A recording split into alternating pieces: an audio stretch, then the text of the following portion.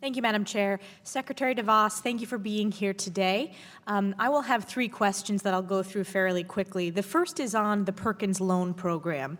As you are aware, Congress has decided not to extend this campus-based loan program despite widespread support from members of this committee and the majority of the House for a bipartisan bill that I introduced with Representative Pocan.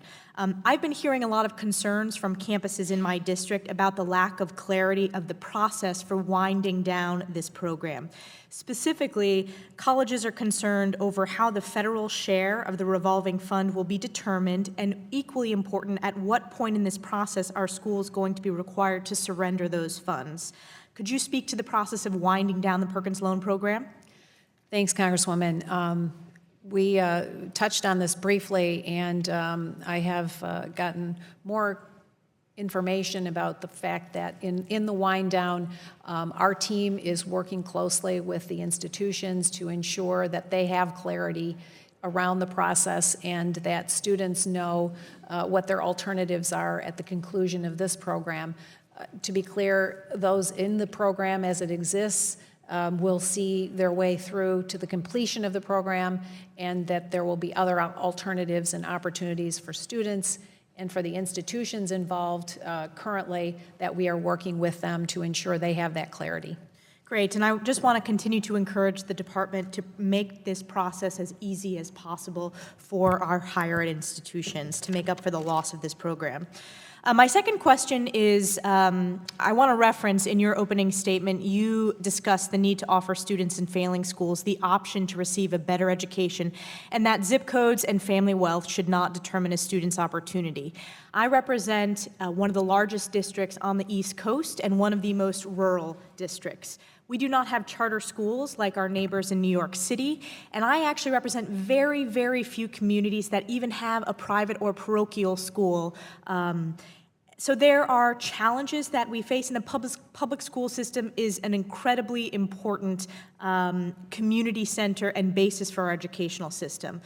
On Friday, I visited Argyle Central School. Argyle is a small community in Washington County, and I had the opportunity to meet with an amazing art teacher who has headed up the school system's art program for 40 years.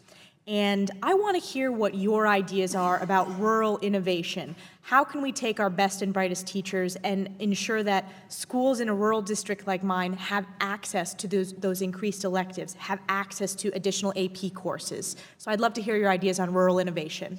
Thanks for that question.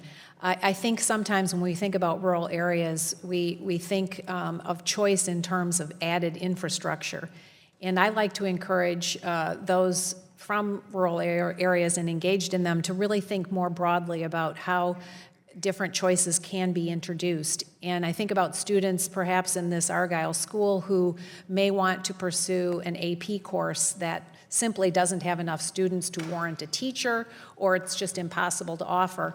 We know that there's probably a very capable and highly qualified instructor that could teach that course to that student remotely or virtually. And perhaps there's a small cadre of students within that school that learn differently than the other students. Perhaps there could be a sort of a little sub-charter school that actually co-locates within the school to meet the needs of those students who learn differently, and while still maintaining the community feel of that particular building. I think we just have to be open to thinking more broadly and creatively about how different students' needs and desires for study can be met, and do it within the context of what works for a community.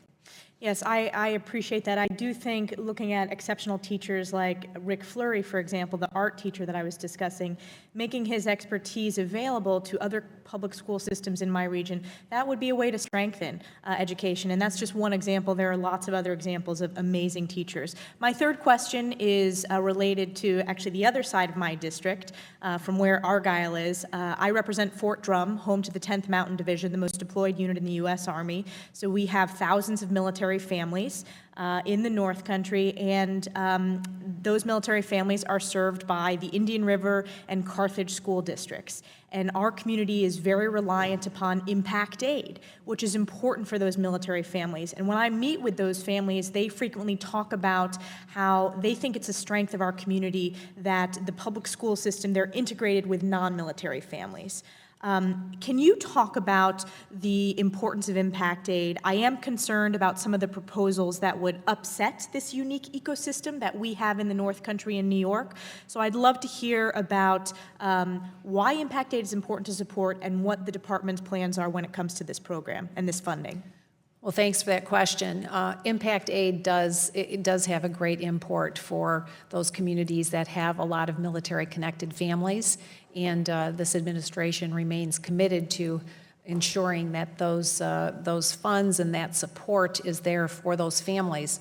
At the same time, we know that there are many military families who today say that they are making decisions to continue in active service and active duty based on whether they're going to be able to be living in a place that they feel confident of and comfortable of the school options, education options for their children.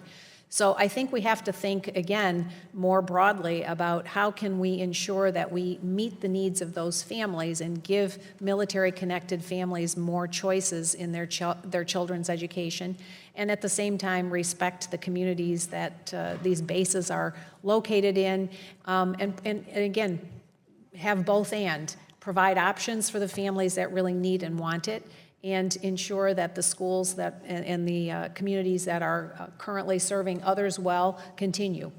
Thank you. I will continue to support impact aid under its current model. It's important to fully fund the program. It works in my district. I think we're an example of why it's so important. So thank you for answering those questions today, and I yield back.